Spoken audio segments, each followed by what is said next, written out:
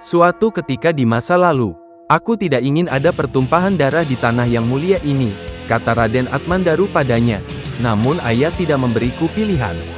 Sahut Ki Garuwesi, saya tidak mengerti maksud kata-kata Anda. Semua putra ayah mempunyai hak yang sama, dan sebenarnya apa yang ingin aku katakan padamu adalah sebuah rahasia. Mungkin bisa menjadi berita besar, kata Raden Atmandaru dengan suara bergetar. Walau sorot matanya masih terlihat setenang permukaan air laut di pagi hari, tetapi air mukanya kesulitan menutup gejolak hatinya. Ki Garuwesi melihat perubahan itu tetapi ia tidak berkata sedikit pun. Sejenak Raden Atmandaru berdiam diri kemudian ucapannya berlanjut, ayah memilih Kakang Mas Jolang yang berusia lebih muda daripada aku yang lahir pada waktu senja. Namun aku sendiri tidak pernah menerima atau merasakan sedikit dari yang semestinya. Ki Garuwesi, aku adalah putra Panembahan Senapati dari seorang perempuan di sebelah selatan Mangir. Rasa terkejut hinggap di dalam hati Ki Garuwesi meski sesaat. Bagaimana aku dapat percaya keterangan darinya? Sedangkan aku baru mengenalnya beberapa tahun belakangan ini. Raden Atmandaru, aku tetap menerimamu sebagai teman baik setelah jarak pengembaraan ini membentang cukup panjang bagi kita berdua, Ki Garuwesi membatin. Keheningan segera mendatangi mereka, masing-masing larut dalam pikiran yang mungkin tidak akan dapat dipertemukan. Kemudian kata Ki Garuwesi, Raden, saya tidak pernah bertanya tentang asal-usul Anda, bahkan saya merasa terhormat karena mempunyai teman perjalanan seperti Anda. Setiap langkah yang kita tempuh, setiap perkelahian atau setiap kali kita melerai sebuah pergumulan, saya dapat melihat martabat yang tersemat pada Anda. Hingga suatu kali saya berpikir atau tepatnya mempunyai pertanyaan, apakah Anda adalah salah seorang dari orang-orang berkedudukan tinggi di Mataram? Kecerdasan Ki Patih Mandraka sepertinya telah mendapatkan ganti, saya pikir Anda memang pantas untuk menjadi patih di tanah ini.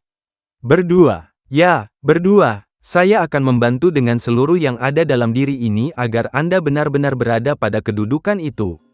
Sebagai patih, ya, sebagai patih Mataram.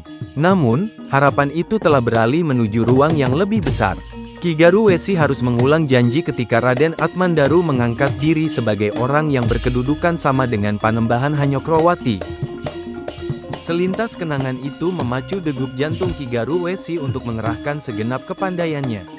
Ia tidak mempunyai alasan yang lebih besar selain janji yang pernah diberikannya pada Panembahan tanpa bayangan, Raden Atmandaru. Pada saat itu ia sempat malu pada dirinya sendiri yang tergoda untuk merebut kitab Kiai Gringsing dari tangan Ki Hariman. Namun setelah melihat tandang hebat Ki Panuju, melihat sisi yang tidak tampak dari raga Ki Panuju, maka Ki Garuwesi memancang tekad untuk kembali pada janjinya. Kesetiaan tanpa batas pada Raden Atmandaru. Ini adalah peluang walau harus berakhir dengan kematian. Membunuh atau terbunuh, kehormatanku bukan pada ketinggian ilmuku tetapi janjiku, kata-kataku dan perbuatanku. Meski mereka akan mengatakan aku sebagai pengkhianat, berkata tentang aku yang berbuat jahat. Itu urusan mereka, aku mempunyai pandangan yang tidak mungkin dapat mereka terima, suara hati Ki Garuwesi berkata lantang. Maka, walau sedikit kesal dengan keputusan Raden Atmandaru yang memintanya bergabung dengan Ki Hariman untuk merebut kitab ilmu dari Guru Agung Sedayu, Ki Garuwesi merasakan sedikit ketenangan setelah kenangan itu melintasi ruang hatinya. Aku harus dapat menyelesaikan kekacauan ini walaupun kitab itu tidak akan singgah padaku. Kepentingan Raden Atmandaru jauh lebih besar dari sebuah kitab yang mungkin hanya bermanfaat bagi yang mengerti isinya. Setelah itu, apa yang aku lakukan setelah menguasai seluruh ilmu perguruan orang bercambuk? Apakah aku akan menjadi orang yang paling diburu oleh seluruh prajurit Mataram dan orang-orang Linuwih? Bodoh, aku adalah Ki Garuwesi. Kebanggaan dan kehormatan Raden Atmandaru ada di pundakku, tekad Ki Garuwesi semakin kuat dan membara lebih hebat. Ketegangan meningkat tajam saat Ki Panuju mengubah dasar olah geraknya yang dipenuhi unsur ilmu perguruan orang bercambuk.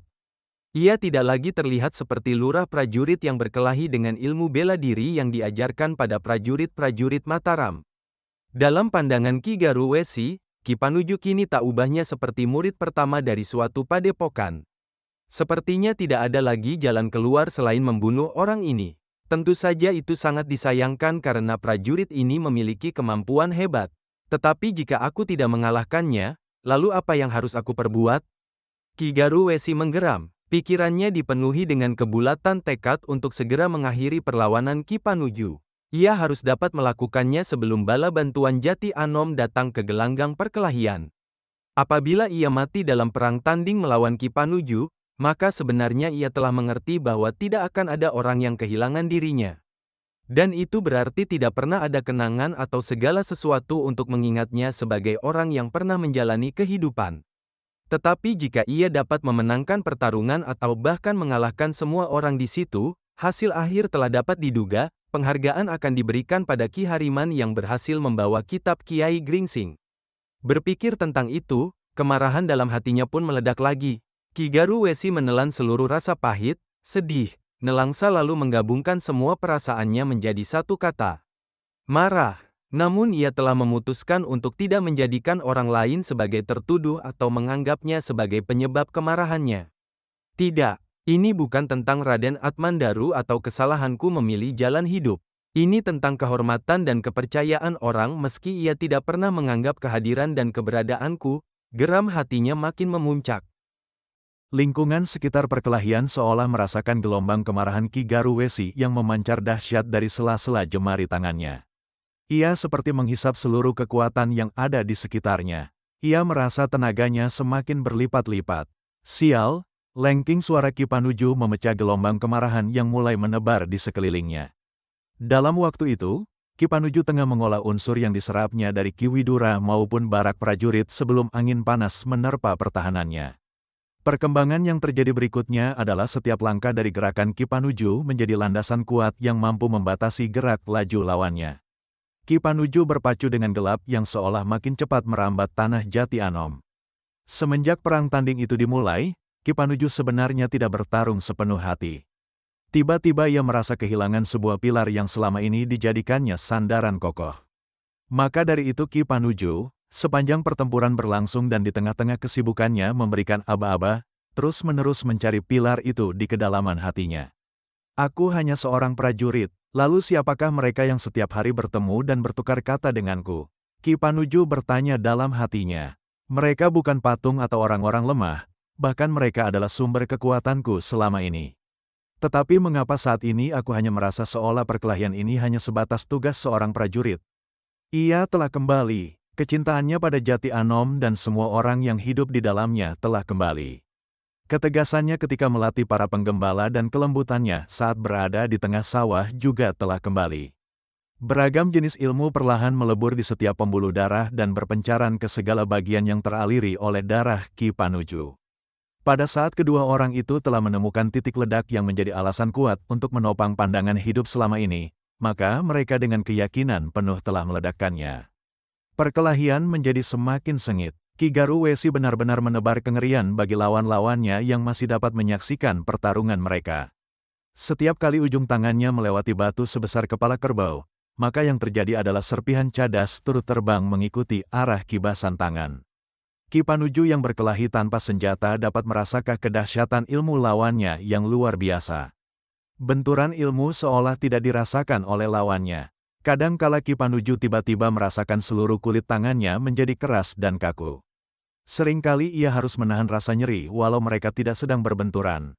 Jangan ragu untuk mengeluarkan senjatamu Kisanak, seru Ki Garuwesi setelah melihat berulang kali sorot keheranan keluar dari mata Ki Panuju. Aku seorang prajurit Mataram, atas alasan apa aku berkelahi sementara engkau bertangan kosong, sahut Ki Panuju.